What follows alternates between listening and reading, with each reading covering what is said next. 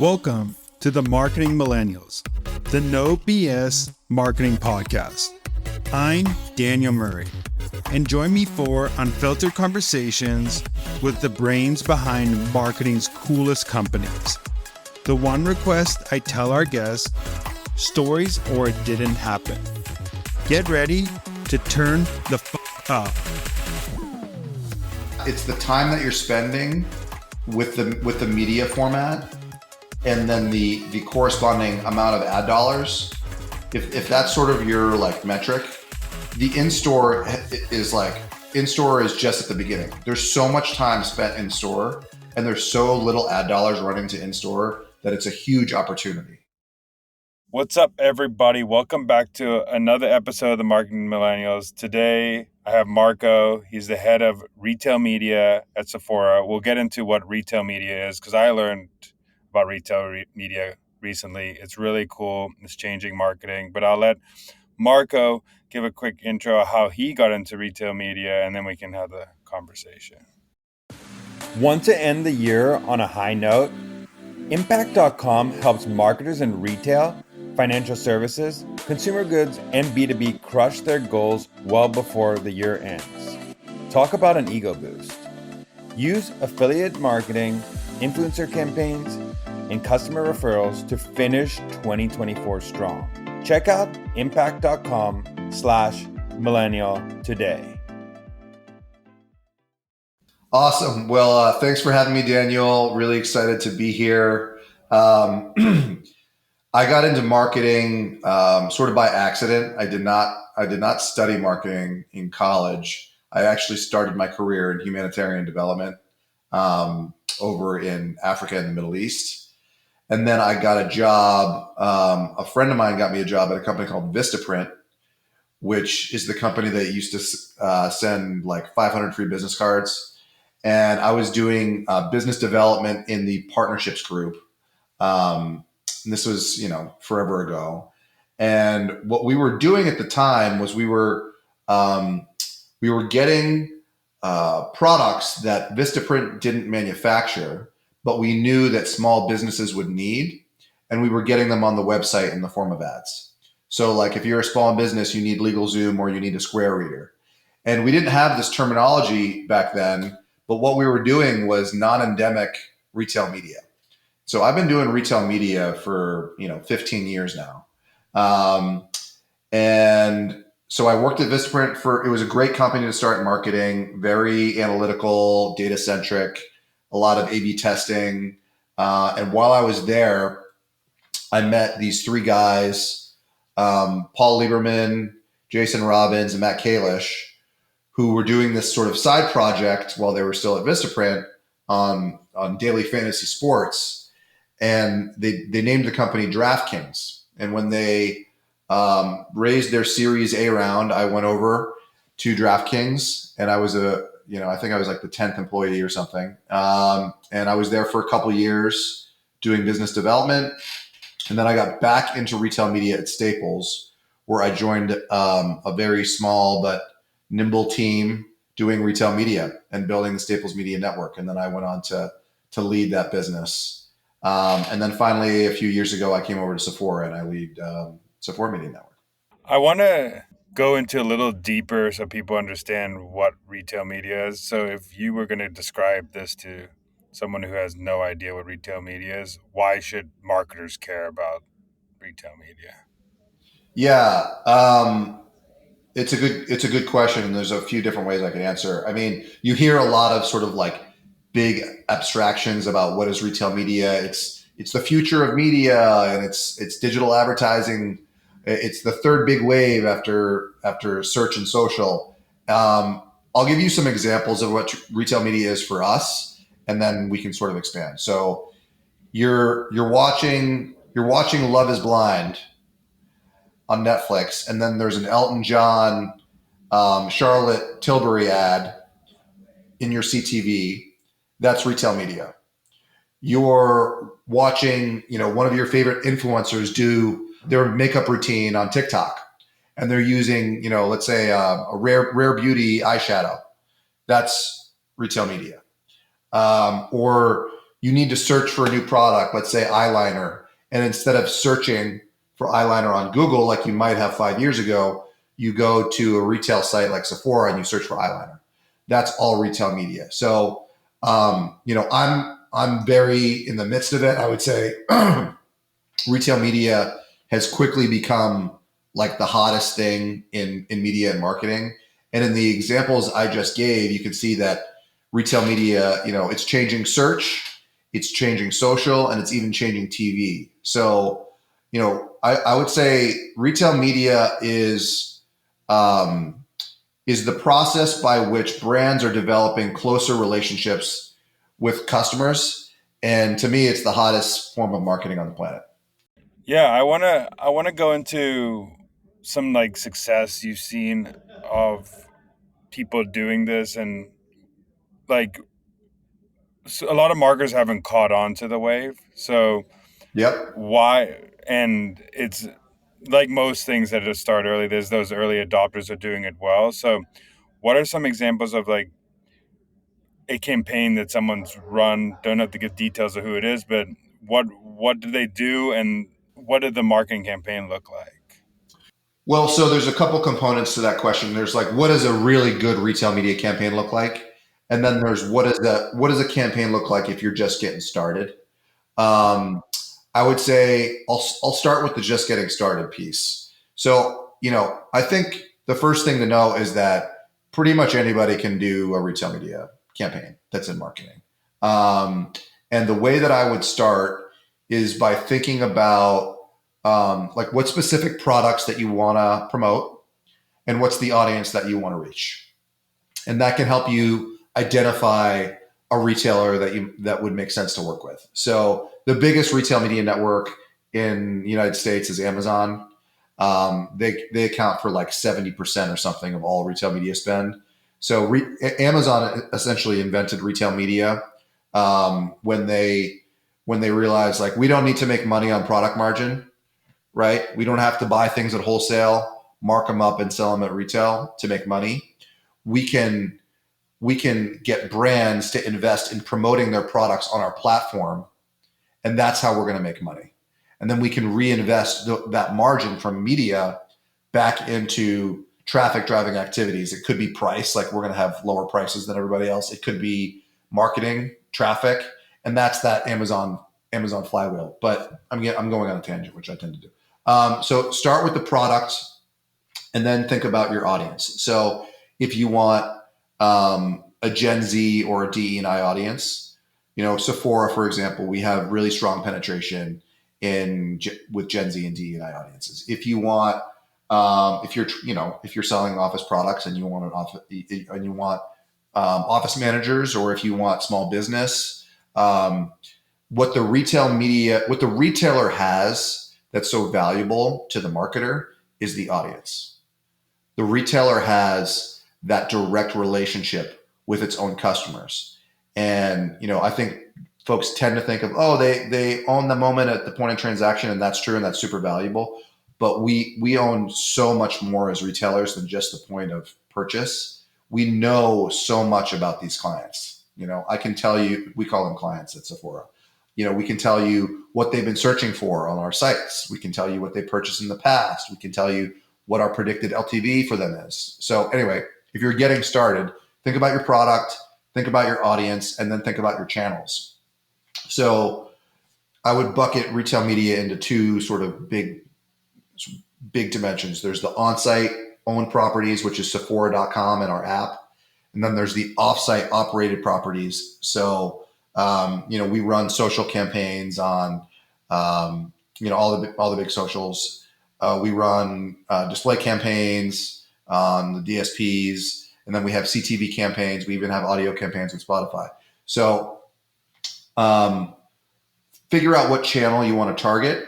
And then if you're marketing a product that is sold at a retailer, chances are that retailer has some form of a retail media network, and you can figure out, how do I engage with this retail media network? Some of them that are more sophisticated have self-service options. So you can literally, like, for example, Amazon, you can just like set up a campaign. You don't need to have a direct relationship with the media team. We at Sephora, we don't operate that way for a number of different reasons. We're sort of a private markets retail media network, and it all runs through our brand marketing team that manages the relationships with the brands. So anyway, that's a bit of a rambling answer, but I would start with, what products do you want to promote, and then think about the audience you want to reach, and then select your retailer from there. One question I had on that is, so for example, Amazon or all these, do they have a certain like requirement of what type of like product can be marketed in their retail media? Or if I, let's say, have a eyeliner brand, like I just come to Sephora, and do I have to meet a requirement to be able to market on your network, or what's like the requirement? Yeah, no, I think I understand the question. So what I would say is, um, there's some terminology. There's what we call endemic and then non-endemic in retail media. So endemic is products that the retailer sells, right? So for Sephora, that's beauty products. Now at Amazon, pretty much everything is endemic because they sell everything. But like if you were to see auto ads on Amazon, that would be non-endemic, or airline ads on Amazon, that's non-endemic. So non-endemic is things that you don't sell. So does that? Yeah, that makes total sense. So it's, if I wanted to reach Sephora's audience and I had a product that was close to what I want the audience, I can come to you and be like, hey, I want to reach these Gen Z people with my product. What campaigns could I? What Yes. campaigns could I? What campaigns? Because I actually had a cool story about this, and this is like an Amazon story, but one of my one of my friends has a skincare company, and I was like, why aren't you on Amazon? And I went on Amazon, and I was just like searched like all like all like five of their products, and it popped up, and it was going to like their competitors because they weren't on Amazon. I was like, why are you missing all this traffic from like people who are going there naturally? You're basically giving away all this traffic, and that's like one benefit of like being in a network where you're just, otherwise you're just giving traffic to other people as well. That's just like more of like having a product that could be marketed on there, but there's also that other side of things where you want to reach people who are Amazon customers, and I want to do Right. something different. So Right. Yeah. A lot of retailers, Sephora is not one of them, but a lot of retailers make their audiences available via like the trade desk.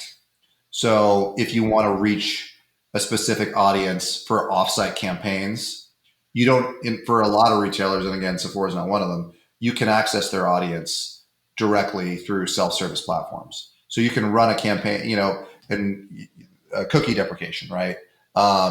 You need some sort of addressable audience in order for your marketing to work. If you're, let's say you're running a display campaign, that audience increasingly is coming from retailers. Now, we don't participate in that at Sephora for a number of different reasons, but a lot of retailers do. Um, and they're really performant audiences because they're verified.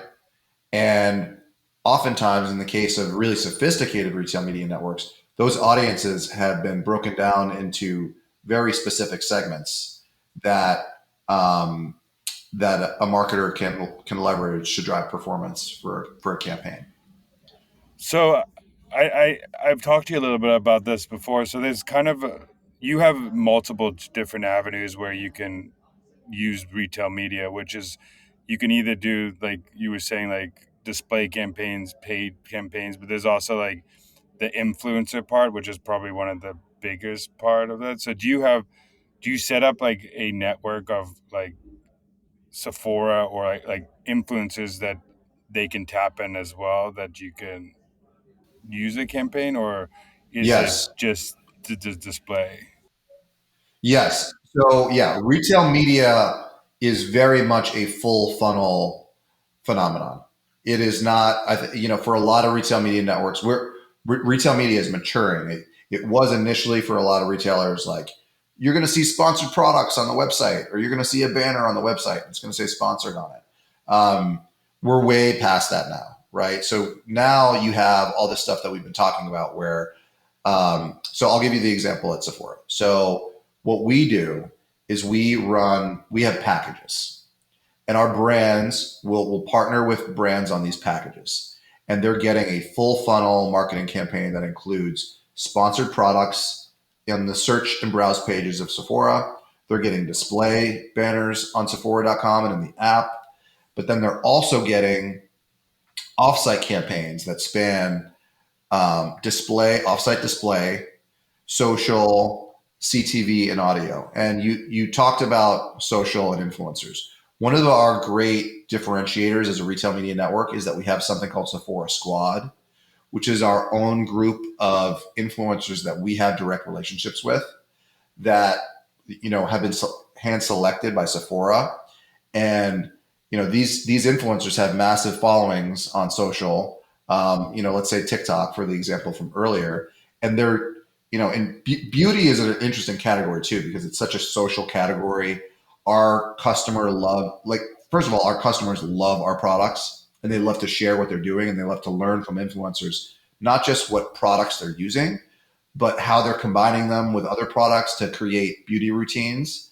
And so a brand can now insert itself in that process and they can know that they're reaching like a Gen Z or a D&I audience in TikTok with this user generated content. So it's a very compelling value proposition to the brand. And increasingly, as we're seeing, like shoppable video and the conversion funnel collapsing, this content, there's a convergence happening between content and commerce. In any shoppable video format, you're going to start to see clients that are transacting in traditionally upper funnel channels like social and open web, right? So yeah, at Sephora, we run full funnel marketing across a bunch of different channels, on-site, off-site. You're right that user-generated content, particularly social video, is super powerful in general, but particularly for retail media. One question is for like on-site stuff, for brands that do like how does it feel natural to, like, if I'm trying to pick, like, how do I pick something that feels natural to my brand that doesn't feel like I'm overly marketing to someone, that feels um, organic to what I'm trying to do, if I'm a marketer trying to pick places to go. So if you're on site Hmm. and you're endemic, Yeah. which means you're a product that the retailer sells, product listing ads or sponsored products, which is basically just like Google PLAs for an individual retailer, are a great way to create that experience because there's no incremental creative required. It's literally just like your product was going to show up at the bottom of page one in the search grid, and now it's showing up in the third slot, and you're paying on a cost per click basis. That's a very natural way to amplify and increase add to carts and increase visits to your product detail page. So that's a very natural way to do it. And that works really well it works well for everybody, but particularly for small brands. Whereas display on the site, we typically see that bigger brands have a higher ROAS in display, which makes sense, because the targeting for display is a little bit broader. And if you're a small brand and you're competing sort of on the mid to long tail of a keyword, it's not going to be as expensive on a cost per click basis as if you're trying to do like a huge splashy display campaign on a homepage or across search and browse. So depending on the brand that you're representing, different channels might make more sense. Yeah, I mean, because I've seen, for example, on Sephora.com, like you search like a certain term and like a Valentino ad comes up, or a certain ad, like those display ads, and it feels natural because you just some sites don't feel natural. That's what I'm trying to make the point. Like sometimes you Oh, go there I and you're see just what you're like, saying. Yeah. Yeah. No, it's a really good point. yeah, and it kind of ruins the experience. Yeah. Yeah. You don't want it to be like shouting in the client's face, like this is an ad. You want it to feel native, right? Yeah, I totally agree with you. I think ultimately what the customer cares about is getting a relevant product presented to them. They don't care if it's, paid for on a CPM or a CPC basis. They want it to be relevant to them. And the more native the look and feel is, the better. There was a while, and there's still sites out there like this where there's like tons of IAB standard or like GAN programmatic display banners all over these sites. And that's not that's not as good an experience as a more natural native display banner that fits in with the overall merchandising look and feel of the website. And those perform better too. What's up, marketing bestie? The holidays are coming fast. Are you ready? Impact.com helps thousands of retail, financial services, consumer goods, and franchise brands make the most of the season. Whether you want to grow your audience with influencers, scale revenue with affiliate marketing, or reward loyal customers with referral programs, Impact.com has the tools to help you succeed. Visit impact.com/millennials today and close out 2024 with a bang. That's impact.com/millennial. Yeah, you've seen it in just like regular media sites forever where like you have all these random display ads that are nothing to do, and next to like weird articles, and your product's next to something that says something you don't, but you can't really control that because you're using like the trade desk to buy a display ad. So you show up in weird places that you probably don't want your brand to show up, but you don't control. If you pick those places to advertise on, it could have a negative effect on your brand instead of like a positive effect on your brand. Yeah. And I think you're hitting on one of the great benefits of retail media, uh, again, which is our relationship with the client. It's a direct relationship. And so you can target pretty precisely who you want to reach with your marketing campaign.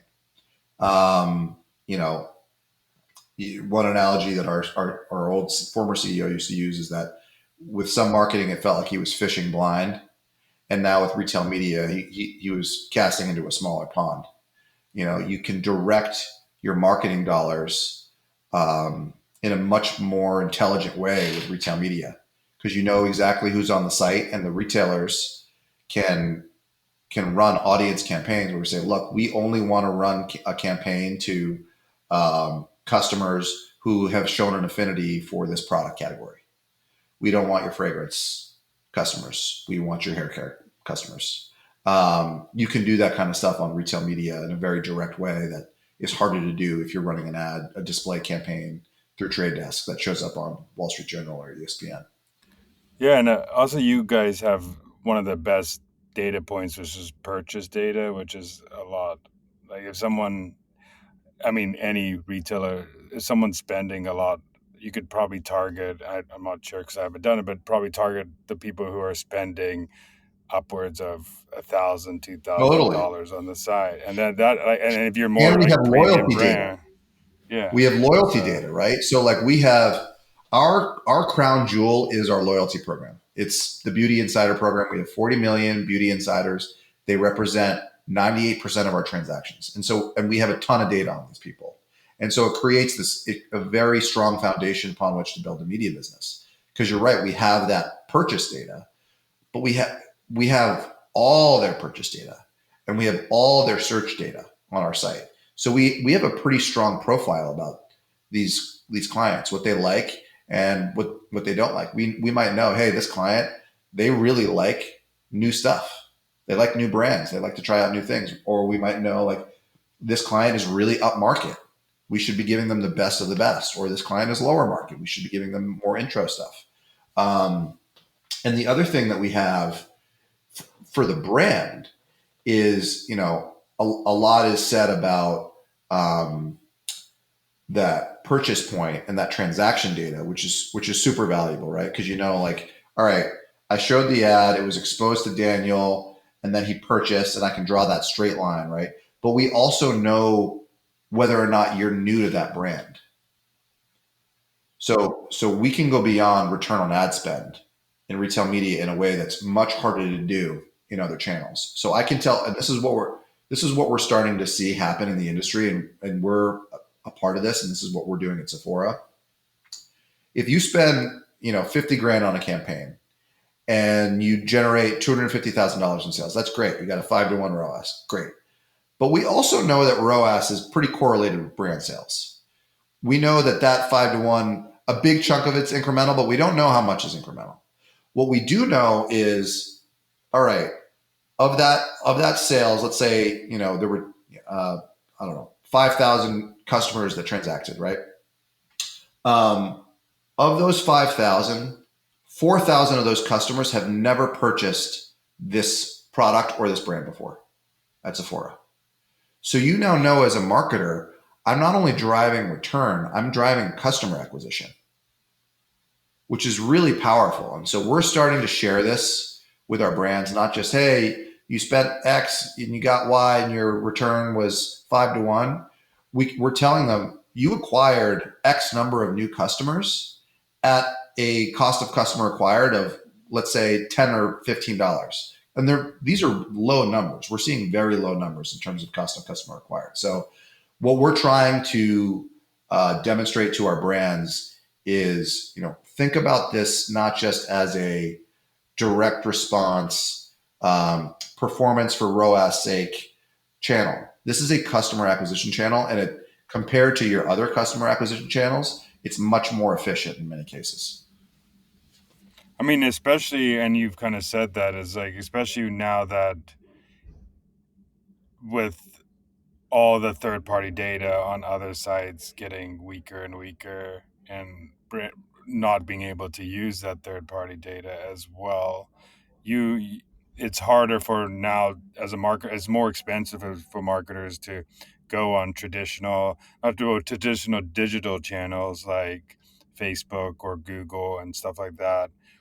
And even Google, like, we know Google's always going to be attributed as last touch for a lot of these brands, even though like it's not the best place to do it. So this is a cool new channel that people should start testing if you want to get in front of audiences and know purchase data and get more precise with your marketing, like you kind of used to do back in the day when you were allowed to do that on these other channels. So it's pretty cool. Totally. And, there's been all this back and forth about cookie deprecation and what's Google going to do. And I'm of the view that it doesn't really matter too much, frankly. 70% of open web traffic is already, is not cookied. And you have this opportunity with retail media to target a specific audience. And the performance just speaks for itself. It's just a much better way of running these campaigns, and it shows up in the performance. So you're totally right that as the overall landscape changes, the relative position of the retailer is getting stronger because we have what the marketer wants, which is that direct response or that direct relationship with the client. I was going to say the last question. Oh, I have two more questions, but the last question, I just want to like break it down, like what a brand comes to you, what would like a campaign look like for that brand if I would come to you and say, hey, I want to spend $100,000 on retail media. What would you suggest? I know it's depending on the product and all that stuff, but like, what is an example of what that would look like for a brand? Yeah. So we have a menu of packages, right? And they each have different price points, and they each have different channel allocations. And depending on the brand and what the brand is trying to accomplish, we help the brand select the package that works best for them. And so these packages will include like a portion of your campaign is going to be on-site product listing ads or sponsored products. A portion of it's going to be display. And then another big portion is going to be off-site. It's going to be a lot of social. Social is very big in our space. There's going to be a lot of CTV. CTV is our fastest growing channel. There's going to be some display in there. There might be some audio in there. And we're going to break down, based on this menu of packages, what makes most sense for the brand. And then we run a campaign. And the good thing about this full funnel strategy is that it all works together really nicely. We can coordinate. This is the kind of creative that we're going to be running. This is the product that's going to be on promotion. That's kind of at the center of the campaign. This is the audience that we're trying to target. And it all sort of works together for the brand so that at the end of the, let's say 2 months of the campaign running, they get to see a report of here's how the whole thing performed for us. And that's ultimately what the brands want. I think historically there's been a lot of different business units within retailers that run, a co-op campaign over here and a display campaign over here and an on-site campaign over there. It's good for the brand to have a cohesive, holistic story so they can see how their marketing investment is working for them. Yeah, and I think you guys know, you have a lot of data of how previous campaigns worked, what creatives work for certain brands, all Exactly. that stuff. And then also like it's so much easier to not, as a marketer, to not have to go to 8 different places to do this one thing where I will have to go spend on like social. I have to buy a CTV ad. I have to do this thing. I have to Exactly. do that thing. I can just do it through one place, and you can be like the one-stop shop that helps put it all out for us. We You got can, it. yeah. So that's a way better. Um, I think. I mean, that's also like why it is a little bit of the future of marketing, because marketing's hard enough already to like have to manage all these channels. So it's just like Totally. having a one-stop shop where someone could tell you, "Hey, this is where your dollars are going to go. This is what creative you should be running. I've seen it done before. This is what success looks like. Here's a report so you can show your boss how it was successful and make you a Totally. better marketer." So That's a really good point. And I would say it's going to get even easier because, these retail media networks, they're popping up at retailers, right? These companies are retailers. They're not media companies. And so it's a process of a retailer like building these media capabilities and learning how to serve the brands and their digital marketing arms. And some retailers have been doing this for many years now, and they're sophisticated. Other one, every month there's a new retail media network, right? So each one is sort of in its own stage, but as time goes on, these retailers are getting more and more sophisticated about how to do exactly what you just said, which is make it easy for a brand to run a marketing campaign to their customers. yeah, and I mean, obviously the big thing here is like the companies that are winning are the ones that have the better data for the customer, and that's where you probably should go first. The ones that have are collecting the right data points, because that's at the end of the day what really matters in this whole thing is like, do we have the right data points that I can target as a marketer? Exactly, exactly, and that data reflects the strength of the relationship between the retailer and the customer, right? And so for a brand to be able to access that data is super powerful. Because a lot of these brands, it's a little bit different in beauty, but at Staples certainly, and to some extent at Sephora, a lot of these brands don't have strong direct to D2C channels. So they really are relying on the retailer to teach them about their own customer. And that's the core data, that value that the retailer is bringing, to your point, that data set. And you're also right that the retailers that are going to be successful are the ones that are good at this. BCG put together a great slide a few months ago on sort of, I think it was like top 10 retailers by revenue over each decade. And you can just see over the decades the ones that have stayed around and the ones that have fallen off. And every single one of the retailers that is now in the top 10 by revenue, one of the things that they all have in common is that they all have exceptionally strong retail media networks.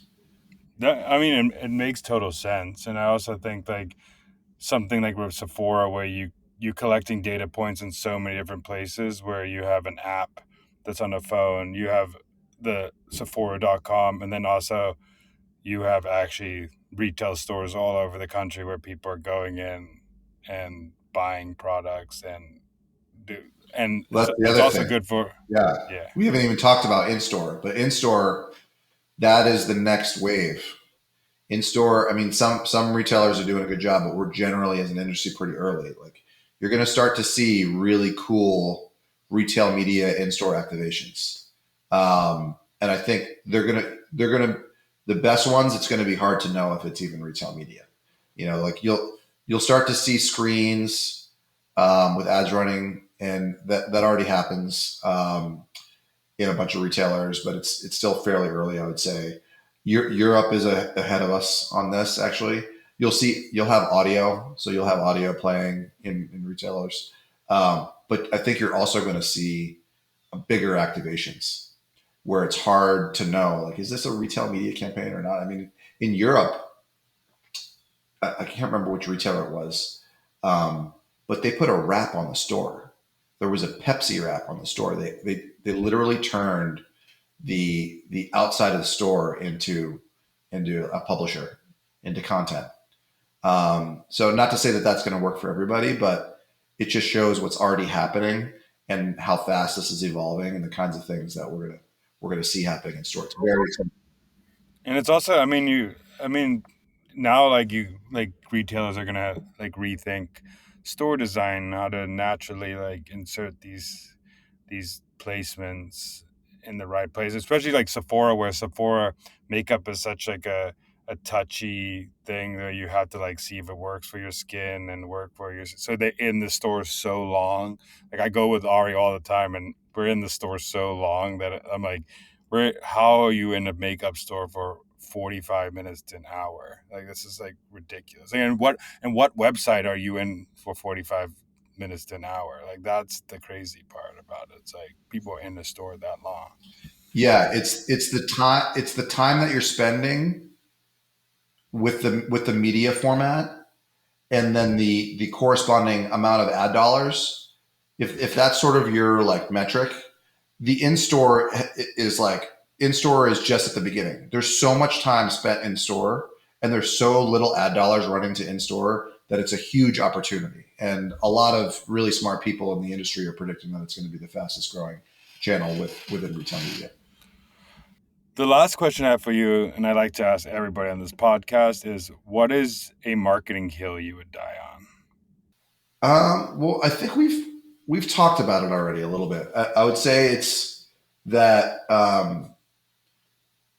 you know it's time for the industry to start thinking beyond ROAS.